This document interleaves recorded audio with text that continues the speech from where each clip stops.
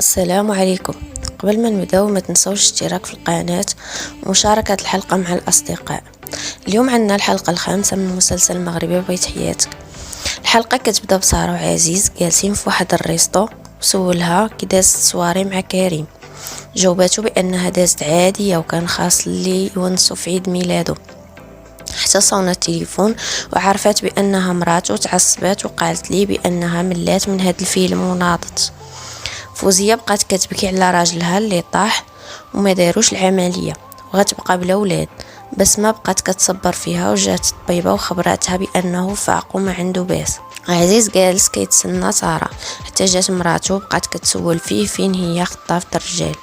خبرها باش يمشيو ورا ما كاين حتى واحد. سارة راجعة حتى شافتها وتدرقات. مراته بغات تسناها حتى تجي. عزيز بقى معاها حتى قبلات تمشي معاه. شاكيب سمع ولدو كيبكي وهبط شاف صوفيا مقابله غير راسها وخبراته بان سهام قابله، وتعجب وخاصمها لحقاش هي فارغه ومخليه سهام قابله الولد، وخبراته بانها ما تصلحش تكون ام. قال ليها هادشي كنتي تفكري فيه قبل ما تزوجي وخرجي سهام.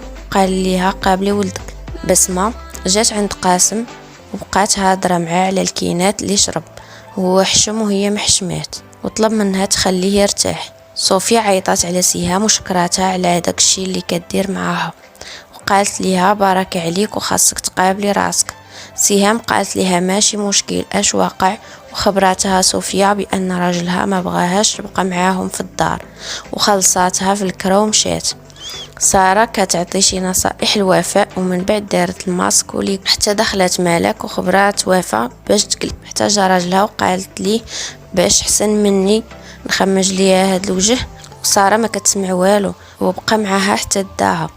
جات فاتحة وحيدات ليها ليكوت وخبراتها بالفيلم اللي وقع. عزيز قال لمراتو باش ما تبقاش تجي عنده الخدمة. حتى جات سارة مالك قالت ليها جابك الله وبدات كتعاير فيها وقالت لها بعدي من راجلي. سارة قالت لعزيز ما عرفهاش علاش هادرة، ولكن الا كان عندك شي مشكل عائلي فتحو في الدار، هذه بلاصه الخدمه. وعزيز بقى كيخاصم في مالك وقال ليها سيري للدار قبل ما تخرجي عليا. وفاء خبرت كريم بالفيلم وقال ليها هذيك الساعه حيدي ليها غير ليكوت.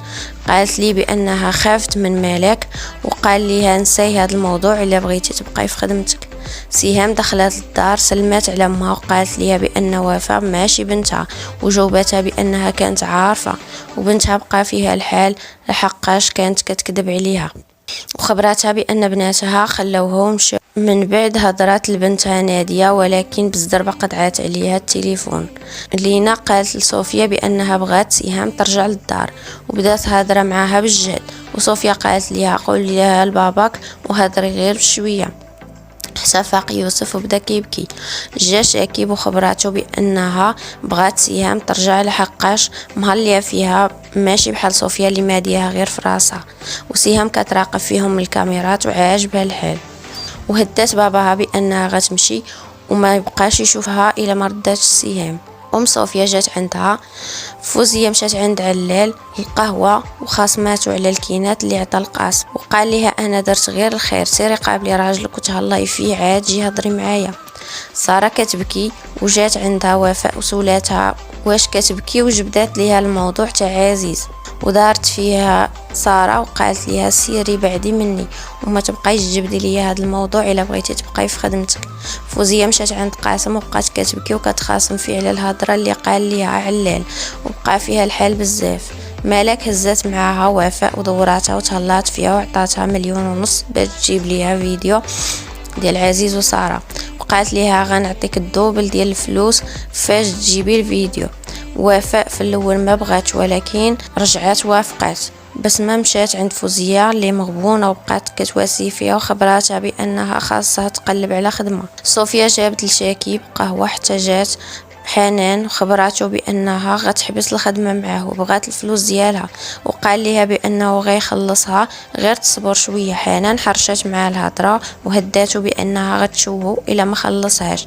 شاكيب سمع هاد الهضره وهو يجري عليها حتى وصلت سهام وشافت كاع الفيلم. فوزية بدات كتجمع القراعي اللي شرب قاسم، حتى جات بسمة وبدات كتخاصم فيها خالتها لحقاش خرجات مع الفجر، وجاوبتها بسمة بانها مشات للموقف باش تدبر على خدمة، ولكن ما شافتش فوزية غادية للخدمة. تبعتها نجاة وقالت ليها كي بقيتي مع الفقصة تاع قاسم، قالت ليها ديها شويه في راسك وراجلك وانتي حاضيه غير الخدمه.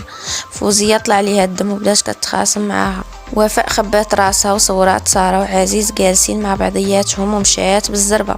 ساره عاقت بها وتبعاتها ولكن هربات وما عرفاتهاش. شاكيب طالع ليه الدم من جيت حنان، جات عنده صوفيا وخبراته بانها غتاخد الفلوس من عند امها ويعطيوها لحنان، ولكن شاكيب حشم لحقاش عيقوا على امها حتى جات ولكن ما خلاهاش تعاود ليها. سهام مشات عند حنان جابت ليها القهوه وقالت ليها خاصك تفاهمي مع شاكيب، ولكن حنان بدات كتغوت عليها وخرجاتها، وسهام تعصبات وضرباتها. فوزية مشات عند الطبيبة صاحبتها وخبراتها بأن الطبيب غيعاود ليها العملية فابور، وفوزية شكرتها وفرحات بزاف وطلبتها باش تشوف البنت خوتها شي خديمه في السبيطار. بس ما رشات قاسم بالما باش يفيق وقالت ليه نوض وش قبل ما تجي خالتي ودير لك نهار. حتى دخلت فوزيه وقالت لي عاد نايض. سهام سمعت دقان فتحات لقات اصحاب الصحافه وخبراتهم بان هي حنان، قالوا ليها بانكم اتصلتوا بينا على حساب شي سرقه ادبيه. خبراتهم بانها كذبات عليهم باش يجيو ومشاو. قاسم طلب من فوزيه تسمح ليه وخبراته بان الطبيب غيعاود ليهم العمليه فابور وفرحوا بزاف. جات بسمه وخبراتها بانها غديها معاها للسبيطار. من بعد كتبان سهام رابطه حنان وخبراتها بانها غتعطيها الفلوس اللي كتسال شاكيب، ولكن غتصورها كتشكر فيه وغتقول بانه هو اللي علمها وجبدات ليها الماضي وهداتها. وحنان خافت بزاف. سهام خبرات وفاء بانها عارفه بانها ماشي حفيدتها ولكن عزيزه عليها وبغاتها تعاود ليها على راسها. حتى بدا البرنامج تاع ساره وخبراتها بانها بنتها هي اللي كتقدمه. وفاء تصدمات وبدات كتشوف في الفيديو اللي صورات.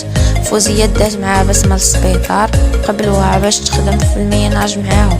سهام جات عند شاكيب وجابت الفيديو اللي صورات وقالت ليه دابا تقدر تكمل حياتك بلا صداع، وسولها علاش دارت هادشي وخبراته بانها عزيز عليها دير الخير. وجات عندها لينا وفرحات وطلباتها تعطيها واحد اللعيبه من الكراج. عطات الساروت لشاكيب وخبراته يعطي الوليدات اللي بغاو، وعنقاتها لينا وخبرها شاكيب بانها تقدر تبقى في الدار. ولسوء الحظ وصلنا لنهاية الحلقة وموعدنا يتجدد معكم في الحلقة السادسة، ولكن ما تنسوش دعم القناة باشتراك ومشاركة الفيديو مع الأصدقاء. والسلام عليكم.